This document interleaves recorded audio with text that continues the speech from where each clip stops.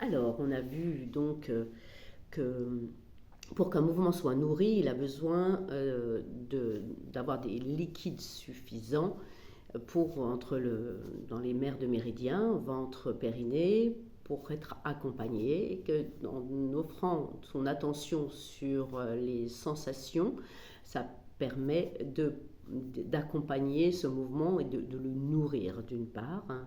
Donc cette forme d'intériorité, d'écoute, d'être avec. Le mouvement, dans ce cas-là, est observé de manière intérieure. Tiens, qu'est-ce qui se passe dans le mouvement à l'intérieur, sans chercher à bouger de l'extérieur. Ça, c'est du yin, donc. D'autre part, on a vu que le sentiment de sécurité fait partie de cette zone de bas-ventre et qu'il est donc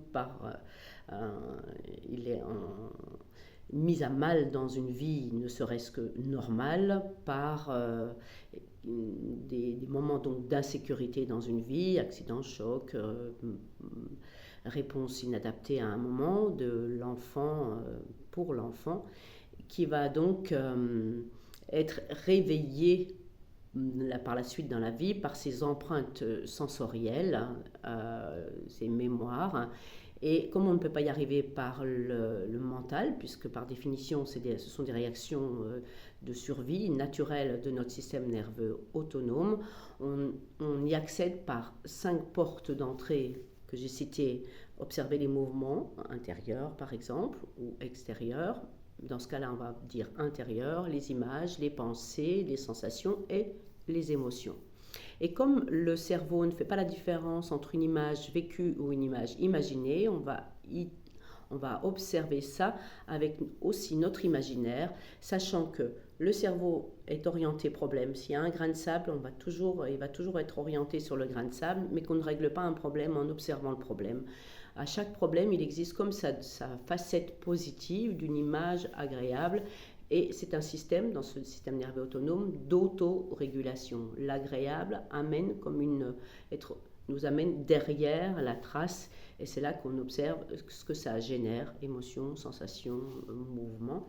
Donc on va pouvoir les mettre ensemble pour observer ça de l'intérieur, accompagner les défigements, les états de sidération, tout ce qui se passe à l'intérieur de nous, par exemple avec le toucher. Sachant que tout ce terrain de sécurité et le système nerveux fonctionne aussi c'est aussi le territoire.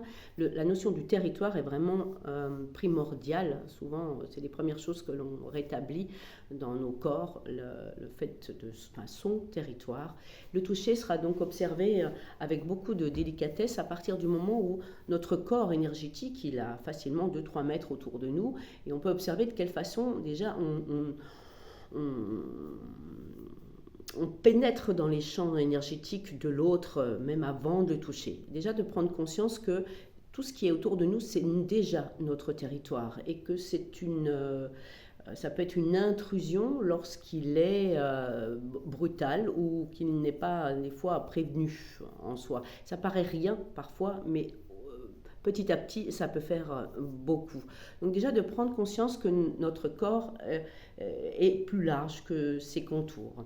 Et dans le toucher proposé là, comme une curiosité, on observe tout ça avec curiosité, comme un voyage entre soi et soi. Une proposition peut être faite là de, par exemple, poser ses mains sur le ventre, poser les mains sur le ventre de son partenaire, une main, sachant que là où va l'attention va l'énergie, sans chercher à ni bouger la main, ni mettre de l'énergie, ni mettre d'intention, juste poser une main, que ce soit entre soi et soi ou sur le partenaire, pour observer les images, pensées, sensations, mouvements internes, et de voir aussi le mouvement des flux. Voilà, de rentrer dans ces contours. Donc, personne ne peut aller à l'intérieur de nos contours, de reprendre possession de ces contours à travers ce temps donné d'une main posée, où on prévient à l'avance, je vais poser la main, si c'est sur son partenaire, et où on prévient aussi lorsqu'on va l'enlever. De la poser sans intention, j'insiste, sans mouvement, sans énergétique, et de s'amuser à dire, tiens, qu'est-ce qui se passe pour toi dans les images, pensée, sensation, mouvement, émotion.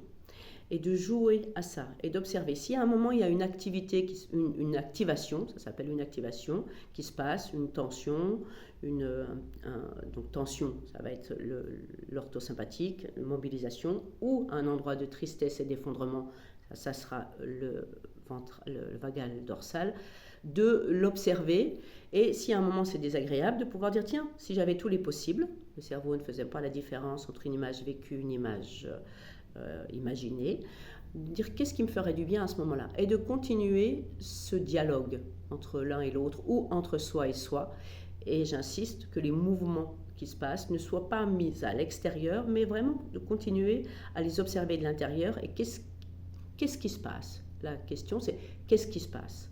Toujours. Qu'est-ce qui se passe pour moi? Comment c'est pour moi là? Donc avec une main posée sur soi ou sur le partenaire, et d'échanger entre soi et soi, ou entre soi et son partenaire. Et s'il y a un moment, une tension, qu'est-ce que je pourrais imaginer si j'avais tous les possibles là face à ce que je ressens? Ça pourrait être pris dans les bras ou autre.